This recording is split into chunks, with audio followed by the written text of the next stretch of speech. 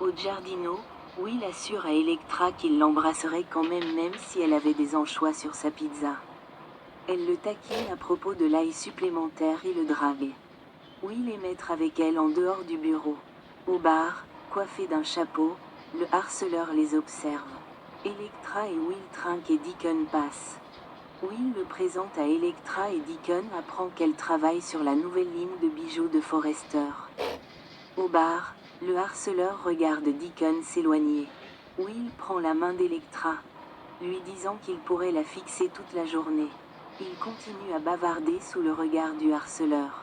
Deacon prend de nouveau des nouvelles d'Electra et de Will. Et le fils de Bill explique que sa copine est une Forrester.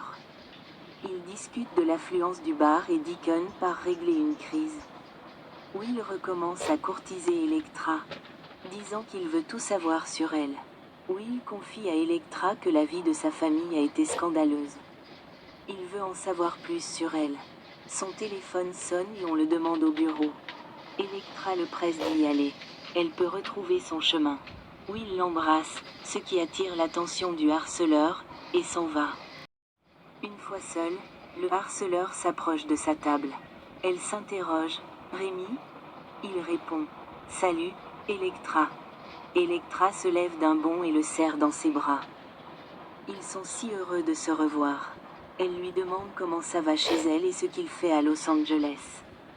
Il répond qu'il est là pour un nouveau départ, et pour te voir, Electra.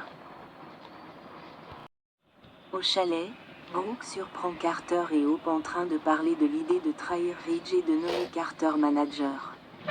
Ridge et Steffi ignorent qu'en signant les papiers, ils lui ont donné le contrôle total de l'entreprise. Brooke soupire tandis que Carter annonce à Hope que ce serait un coup d'éclat. Si on fait ça, Forrester sera à nous.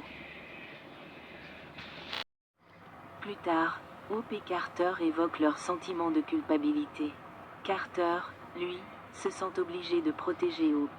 Steffi a obtenu gain de cause aux dépens de l'entreprise et de Hope.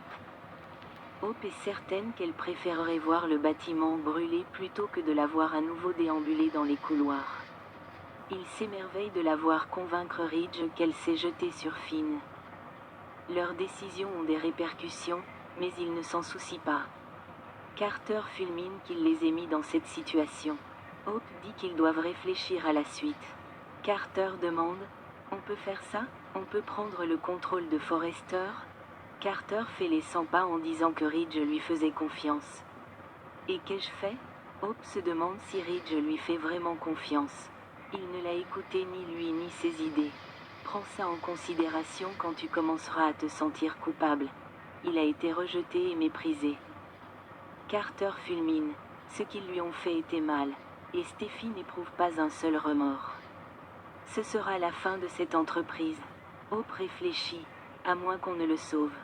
Elle lui dit qu'il est parfaitement normal qu'il ait un pincement au cœur, mais elle est tout aussi tiraillée et regrette qu'il se soit retrouvé dans cette situation. Carter répond qu'ils ont fait ce qu'ils devaient faire. Mais est-ce qu'on peut officialiser ça? Pour l'instant, c'est leur secret. Personne ne le sait. Hope dit qu'il risque tout. Aucun homme ne s'est jamais battu pour elle aussi durement que lui. Carter dit que c'est parce qu'il l'aime. Elle a été sous-estimée trop longtemps. Si je fais ça, c'est pour toi. C'est pour toutes les femmes, Logan. Il fera de Forrester un endroit où chacun peut s'épanouir. Il commence à se bécoter. Chez Forrester, Taylor et Ridge discutent. Il lui demande comment elle va. Elle se sent plus forte et le remercie de son attention. Ridge répond « Je m'en soucierai toujours ». Ils évoquent le bonheur de Taylor d'être de retour avec Steffi et les enfants. Ils rient de la transparence dont leur fille fait preuve à leur sujet. Taylor sait qu'il est avec Brooke, son destin. Rien ne pourrait les séparer. Taylor dit à Ridge qu'elle a suivi Chandra. Ridge la réprimande en lui disant qu'il continuera à la forcer à prendre l'affaire au sérieux. La conversation se tourne alors vers lui, surpris en train de virer Hope par Steffi. Ridge admet que Brooke est furieuse. Juste à ce moment-là, elle entre. Ridge fronce les sourcils. Quelque chose ne va pas? Taylor propose de sortir. Brooke la remercie. Une fois seule, Ridge demande à sa bien-aimée ce qui se passe. Ça ne peut pas être si grave. Elle sait qu'il envisage de restructurer l'entreprise. Ridge ne pense pas qu'ils en aient discuté. Brooke affirme que non. Ridge lui assure qu'il n'y a pas lieu de s'inquiéter. Carter a rédigé les papiers et Steffi et lui les ont signés. Tout va bien. Brooke répond. Non, Ridge. Ce n'est pas bien. Ce n'est pas bien du tout. Ridge dit à Brooke que la SARL est une bonne chose pour eux. Il n'y a pas de quoi s'inquiéter. C'est fait. Brooke lui dit qu'il a besoin de savoir quelque chose. Elle explique que Hope et Carter sont en couple. Ils sont en couple. Ridge suppose que cela explique sa prise de défense. Brooke a promis de garder leur secret, mais elle a dû le lui dire car il y a autre chose qu'il doit savoir. Elle est allée au chalet et a entendu Carter et Hope discuter des papiers de la SARL. Elle prévient que ce sera un choc.